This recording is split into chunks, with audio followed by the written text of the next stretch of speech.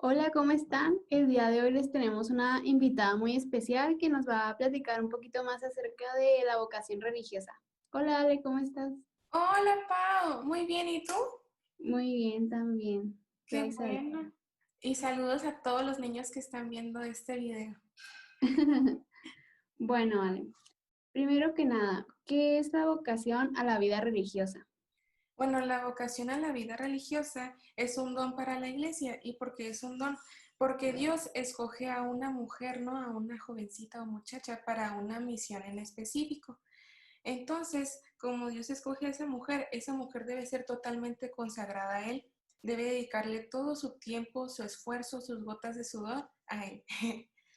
Y esa mujer está llamada para salvificar a las personas. ¿Qué quiere decir esto? O sea que todas las personas que estén a su alrededor, ella tiene la misión de hablarles de Jesús, porque ella está consagrada y las consagradas, las religiosas, son esposas de Jesús. Entonces deben de repartir el amor de su esposo.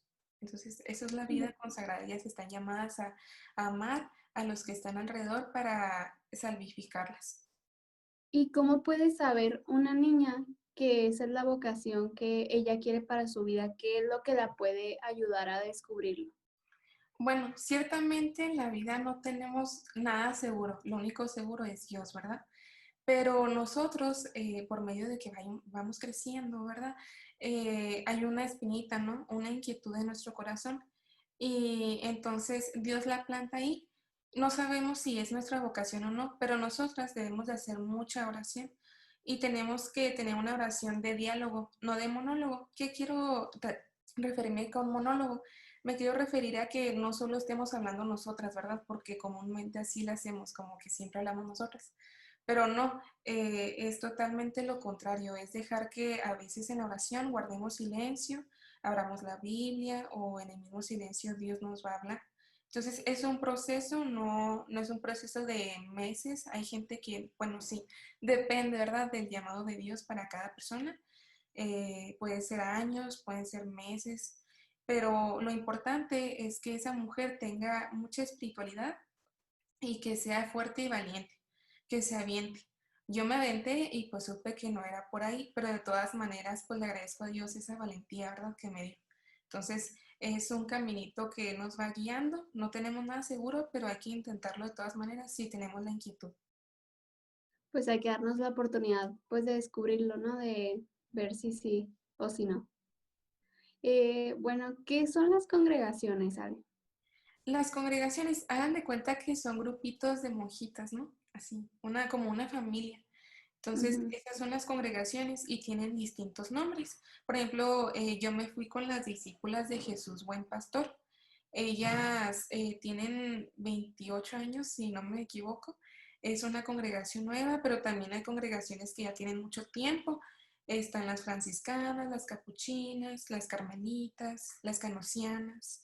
Entonces, ellas se dividen por partes, ¿no? O sea, por ejemplo, las capuchinas son de vida contemplativa, son las que están siempre encerradas y están haciendo pura oración y también no solo oración, hacen muchas cosas.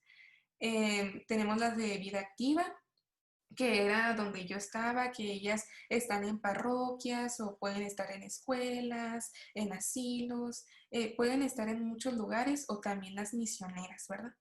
Entonces hay muchas ramas, como son las congregaciones, ¿no? Tienen distintos tipos de actividad. Ujú. Cada congregación tiene una misión o un carisma, ¿no? Sí, Tengo entendido eso. sí, cada congregación, hagan de cuenta de que el carisma es un don que da el Espíritu Santo a esa congregación, ¿no? Por ejemplo, les voy a dar el ejemplo de lo que yo viví, ¿verdad? Con las discípulas de Jesús Buen Pastor, su carisma era amar, servir y evangelizar como presencia del buen pastor, sí, como reflejo, presencia del buen pastor. El caso es que las discípulas siempre deben de comportarse como si fueran un Jesús manso, un Jesús, pues pastor, ¿no? Que ellas guíen al rebaño, ¿no? Entonces, hay otras congregaciones que tienen su carisma misionero, es dependiendo, ¿no?, del llamado que Dios les hace a los fundadores. porque, por ejemplo, donde yo estaba hay 3 fundadores. Entonces los 3 fundadores recibieron un llamado de Dios. Primero el Padre Salvador, que él tenía su carisma de servir y pues Dios por medio de ser tan servicial, él le dio ese llamado, ¿no? Que fuera esa congregación. Y la fundadora, que es la Madre Silvia, que ahí se le llama como Silvia del Amor porque ella dio, bueno, ella no dio, sino que el Espíritu Santo la utilizó como instrumento sobre el amor. Y tenemos al padre, el arzobispo Felipe, que él tiene el carisma de evangelizar. Entonces ya juntos es amar, servir y evangelizar como presencia del buen pastor. Entonces eso sería un ejemplo, pero todas las congregaciones tienen un carisma distinto. Pero siempre tienen la misión de salvificar a las personas, de darles a conocer a ese Jesús que es muy amoroso y misericordioso. Esa es como la misión general de la Eso sería religión. lo general, ¿no? Y lo general para todos sería llegar a la santidad. Ok, ¿y cuál es el camino a seguir para llegar a convertirte en una religiosa? Ok, muy bien. El camino es muy, bueno, muchas personas creen que nomás entra a un convento y eres religiosa y no, no es así. Es como un proceso, ¿no?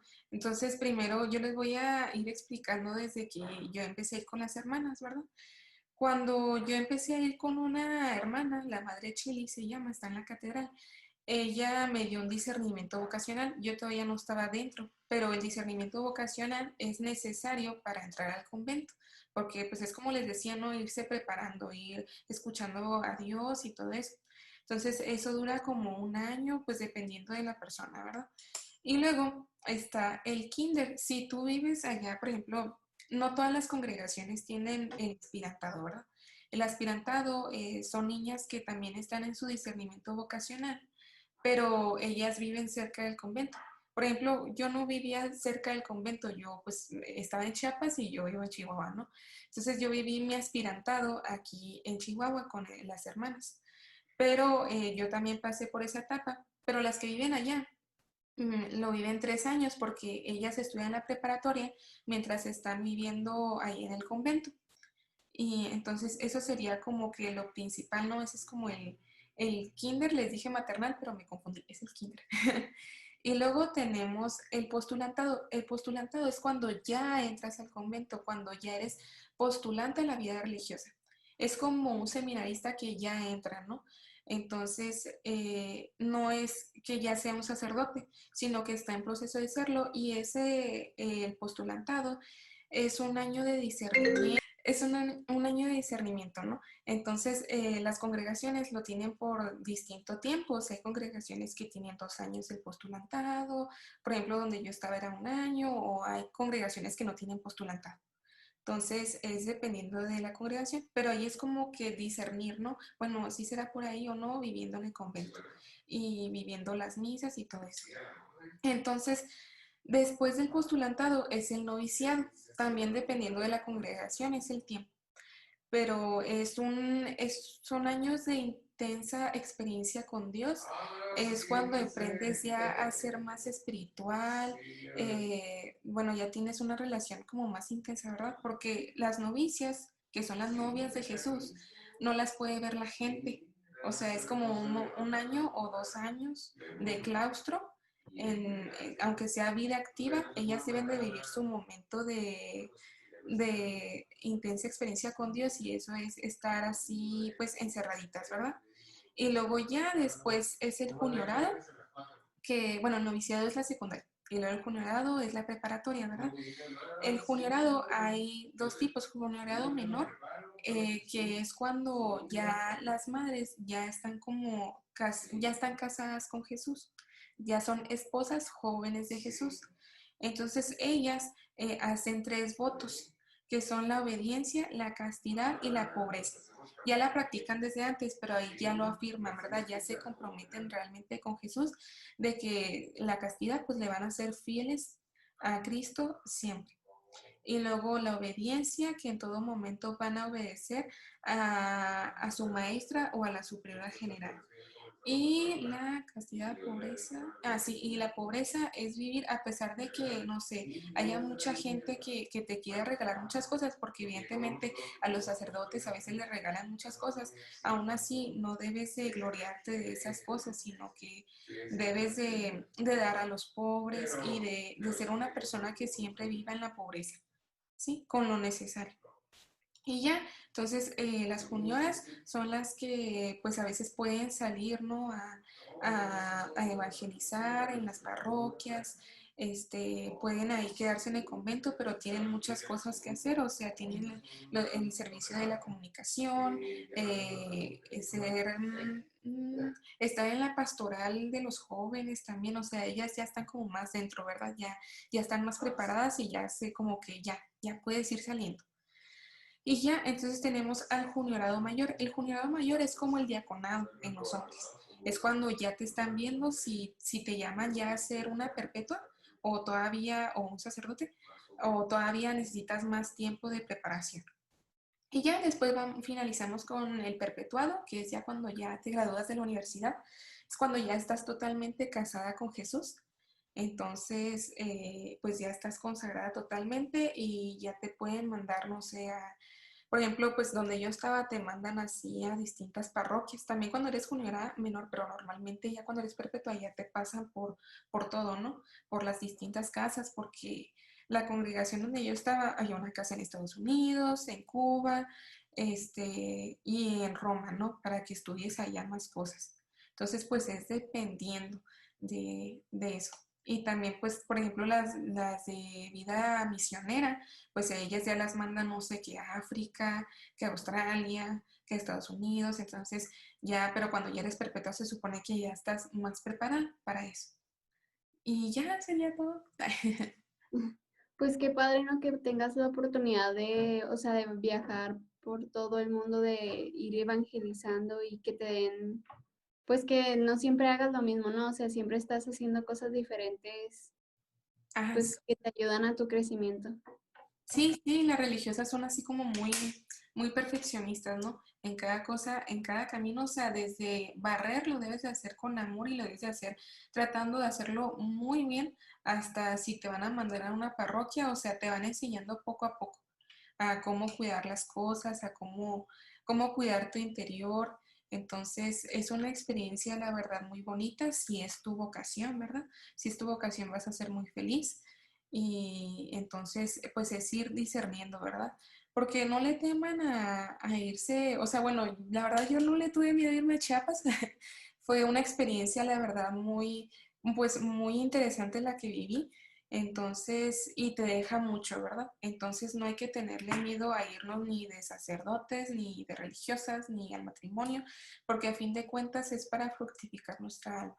Entonces, y es para ir viendo, ¿verdad? Si realmente es por ahí, entonces no le tengan miedo a nada. Más miedo deberíamos de tenerle de no aventarnos, ¿verdad? Y después quedarnos así con la espinita de que, ay, ¿qué pasa si me hubiera ido de religiosa? ¿Y qué pasa si hubiera sido mi vocación? No quedarnos con esa duda, sino quitarla rápidamente y si fue por ahí, qué bueno, y si no, pues a seguir. Pues sí, muy, muy buen consejo ese porque hay veces que, pues que por miedo o algo así no hacemos las cosas, entonces pues siempre hay que aventarnos, aventarnos pues a ver qué pasa, ¿no? Sí, sí es Bueno, aventarnos. No tengan miedo, muchachos. Y muchachas. bueno, pues muchas gracias, Ale. Igual si tienen alguna pregunta, pues nos lo pueden hacer saber después y pues ya, eso sería todo. Sí. Gracias.